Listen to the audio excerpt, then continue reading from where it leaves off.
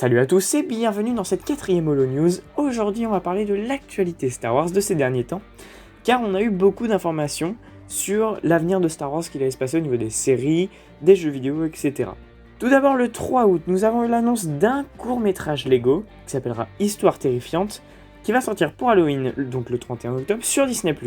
L'histoire se déroulera après l'ascension de Skywalker, avec BB-8 et Poe Dameron qui atterrissent sur Mustafar. Ils rencontreront Graballa le Hutt, qui a acheté le château de Dark Vador.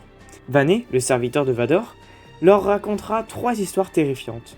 Bon, dites-vous que ça reste pour les enfants, donc à mon avis ce sera pas exceptionnel si vous cherchez un truc pour vous faire peur. Pour finir là-dessus, ce sera pas canon comme toutes les productions Lego Star Wars jusqu'à maintenant, j'en connais pas qui soit canon et je crois qu'il n'en existe pas. Le 5 août, juste avant le final de la saison 1 de The Bad Batch, on a eu l'annonce de la saison 2, enlevant du coup le suspense de la fin de la saison 1. Cette saison 2 arrivera donc en 2022 sur Disney+. J'ai rien d'autre à ajouter, voilà, on n'a pas plus d'informations que ça. Le 17 août, après l'aperçu exclusif de 3 minutes, Lucasfilm nous offre une bande-annonce d'1 minute 55 pour la série Vision.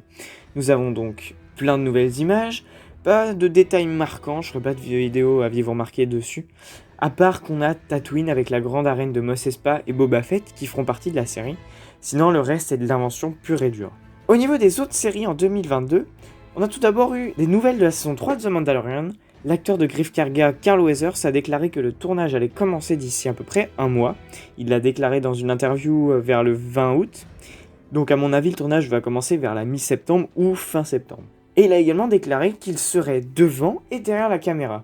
Donc on verra sans doute Greef Karga dans la saison 3 de The Mandalorian. Personnellement, je n'y croyais pas, donc c'est une belle surprise. Après, il faut attendre une confirmation quand même parce qu'on n'en est pas sûr. Pour les séries Andor et Obi-Wan Kenobi, le tournage est apparemment terminé. Les équipes vont donc maintenant s'attaquer à la post-production pour une sortie prévue en 2022. On a également eu un aperçu du Dark Vador d'Hayden Christensen pour la série Obi-Wan Kenobi.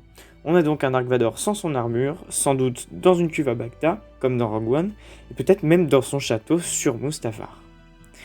Pour finir avec les séries, on a beaucoup de rumeurs pour la série Ahsoka, notamment le retour d'Ezra Bridger qui serait incarné en live action par Mena Massoud, le Grand Amiral Thrawn qui serait incarné par Lars Mikkelsen, et Lucasfilm serait à la recherche d'une actrice pour incarner Sabine Wren.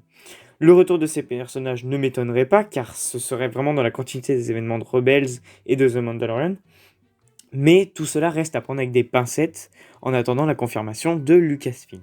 Et enfin, au niveau des jeux vidéo, on a eu droit à un nouveau trailer pour le jeu Lego Star Wars La Saga de Skywalker, avec en prime une date de sortie. Il est donc prévu pour printemps 2022 après les nombreux reports du jeu.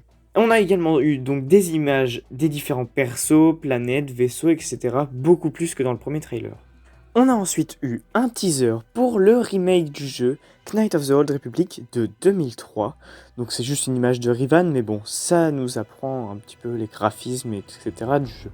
Et pour clore cette Holo News, une info qui devrait faire plaisir aux fans du jeu Jedi Fallen Order. EA a déclaré qu'il poursuivait les investissements dans le studio Respawn qui a développé le jeu. Est-ce que ce serait l'annonce donc d'une suite au jeu Jedi Fallen Order ? Possible, même fort probable, mais bon, c'est également à prendre avec des pincettes, il faudra attendre la confirmation de Lucasfilm. Voilà, je pense avoir fait le tour de l'actualité Star Wars du moment. Je vous dis à bientôt pour une nouvelle vidéo, c'était Dinjarin pour les Archives Galactiques.